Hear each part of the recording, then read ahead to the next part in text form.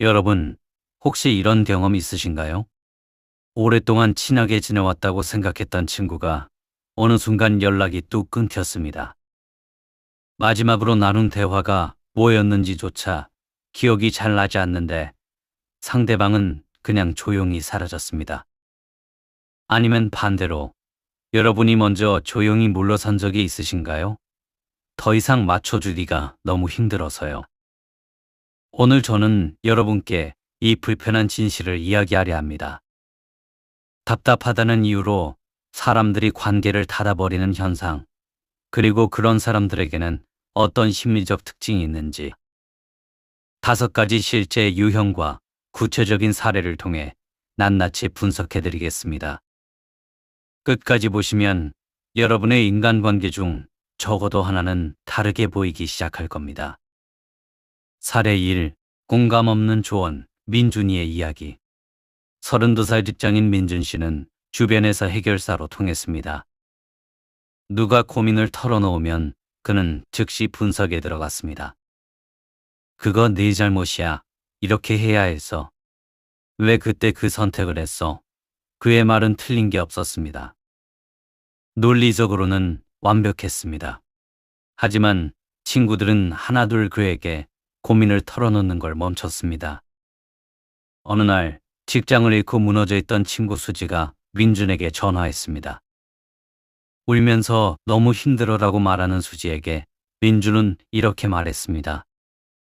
내가 사직 썼을 때 말렸잖아. 이직 준비도 안 됐는데 왜 그걸 했어? 일단 이력서부터 다시 써봐. 수지는 전화를 끊었습니다. 그리고 다시는 먼저 연락하지 않았습니다. 민준은 오랫동안 이유를 몰랐습니다. 나는 도와주려 했는데 왜? 그는 상대가 해결책이 아니라 들어주는 사람을 원한다는 걸 이해하지 못했습니다. 공감이란 문제를 고쳐주는 게 아니라 그 감정 안에 잠시 같이 있어주는 것임을 그는 배운 적이 없었습니다. 이 사례가 우리에게 주는 교훈. 사람들은 정답보다 공감을 원한다. 힘들었겠다는 말 한마디가 10가지 조언보다 관계를 살린다. 사례 2. 언제나 피해자 혜진이의 이야기. 28살 혜진 씨는 친구들이 많았습니다. 처음에는요, 그녀의 삶은 늘 드라마였습니다. 직장 상사가 나를 괴롭힌다. 남자친구가 나만 힘들게 한다. 부모님이 나를 이해 못한다. 친구들도 내 편이 아니다. 매주 새로운 억울함이 생겼고 그때마다 그녀는 주변에 전화를 돌렸습니다. 처음 몇 달은 친구들이 열심히 들어줬습니다. 정말 힘들었겠다. 네 잘못이 아니야. 하지만 6개월, 1년이 지나도 혜진의 삶에서 그 패턴은 바뀌지 않았습니다. 직장을 옮겨도, 남자친구가 바뀌어도, 친구를 새로 사귀어도 항상 피해자는 혜진이었습니다. 주변 사람들은 서서히 지쳤습니다.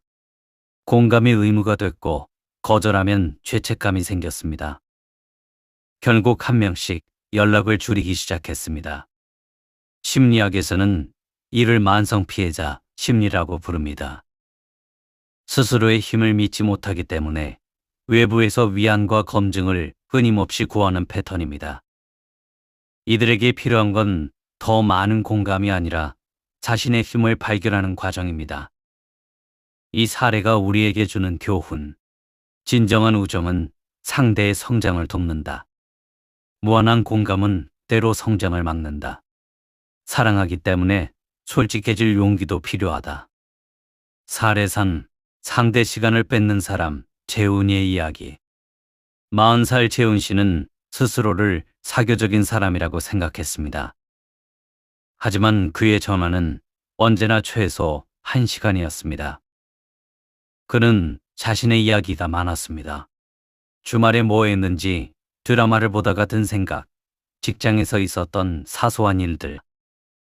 이야기는 끝없이 이어졌습니다. 상대가 나도 요즘 좀 바빠서라고 말해도 그는 응응, 그래서 말인데 그 산사가 하며 계속 이야기를 이어갔습니다.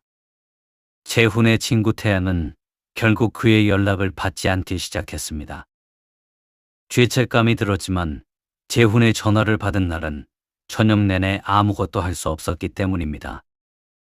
재훈은 자신이 얼마나 많은 에너지를 상대에게서 가져가는지 인식하지 못했습니다.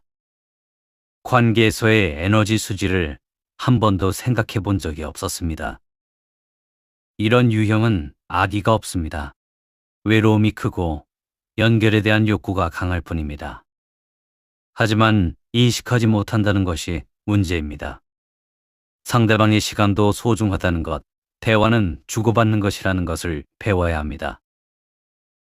이 사례가 우리에게 주는 교훈. 좋은 관계는 균형이다. 상대가 내 이야기를 얼마나 들어줬는지, 나는 상대의 이야기를 얼마나 들었는지 돌아보자. 사리사, 감정 기복이 심한 사람 소연이의 이야기. 35살 소연 씨는 진심이 넘치는 사람이었습니다. 기쁠 때는 온 세상이 아름다웠고, 화가 날 때는 그 상처가 너무 깊었습니다. 가까운 친구 나연은 소연과의 관계를 롤러코스터라고 표현했습니다. 어느 날은 세상에서 제일 소중한 친구라며 울면서 조마하고, 다음 날은 자신이 뭔가 잘못했다며 갑자기 차갑게 굴었습니다. 결정적인 사건은 소연의 생일이었습니다. 나현이 다른 약속이 생겨 파티에 늦게 도착했고, 소연은 그것을 배신으로 받아들였습니다. 2달 동안 연락을 끊었고, 재연락이 됐을 때 소연은 아무 일도 없었던 것처럼 행동했습니다. 나현은 2번 다시 그런 경험을 하고 싶지 않아 서서히 거리를 두었습니다. 심리학자들은 감정 조절 능력이 낮은 사람일수록 관계 만족도도 낮은 경우가 많다고 말합니다.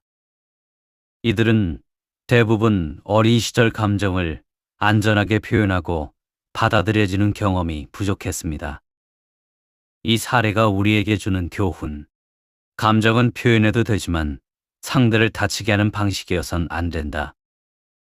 내 감정의 책임은 나에게 있다. 사례 5. 자기 기준이 전부인 사람, 준호의 이야기. 40대 초반 준호 씨는 성공한 사업가였습니다.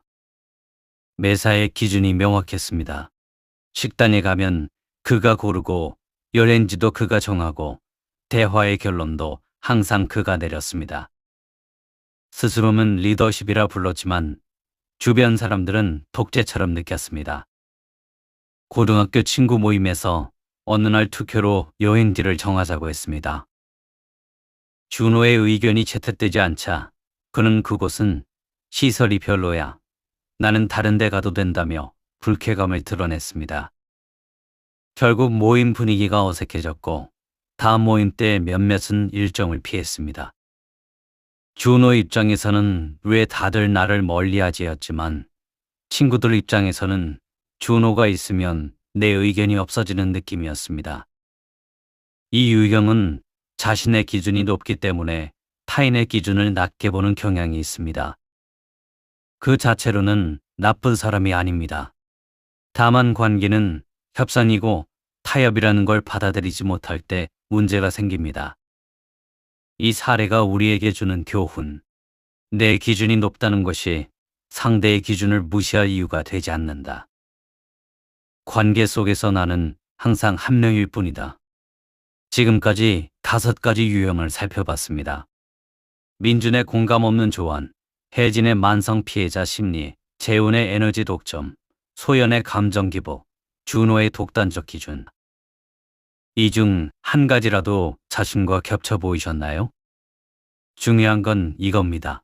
이 유형들은 나쁜 사람이 아닙니다. 그저 관계를 맺는 방식에서 배우지 못한 것들이 있을 뿐입니다. 그리고 배우지 못한 것은 배울 수 있습니다. 심리학자 브레네 브라운은 말했습니다. 진정한 연결은 취약성에서 시작된다고.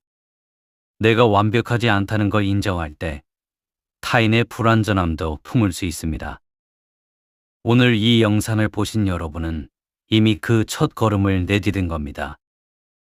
혹시 지금 누군가가 생각나셨나요? 오래 연락하지 못한 사람이요. 이 영상이 끝나면 그 사람에게 짧은 연락 한 통 해보세요. 완벽한 말이 아니어도 됩니다. 잘 지내로 충분합니다. 오늘도 끝까지 봐주셔서 감사합니다. 구독과 좋아요는 이런 콘텐츠를 계속 만들 수 있는 힘이 됩니다.